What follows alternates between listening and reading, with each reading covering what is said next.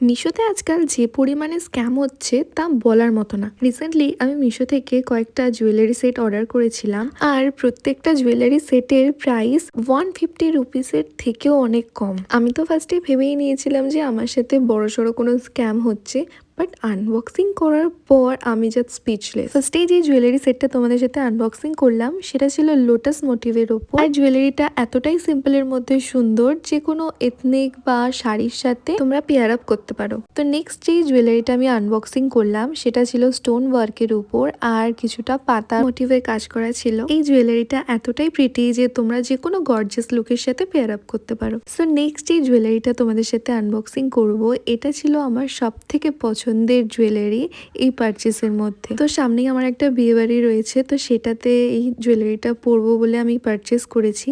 আর তোমরা দেখতেই পাচ্ছ স্টোন ওয়ার্কের উপর এতটাই প্রিটি, জাস্ট ওয়াও। সো প্রত্যেকটা জুয়েলারি সেটের লিঙ্কই আমি ডিসক্রিপশনে মেনশন করে দিলাম, তোমরা চাইলে সেখান থেকে পারচেস করতে পারো। তো তোমরা যদি এরকম অ্যাফোর্ডেবল প্রাইসের মধ্যে আরও জুয়েলারি হলস দেখতে চাও তাহলে অবশ্যই আমার চ্যানেলটা সাবস্ক্রাইব করে দিও।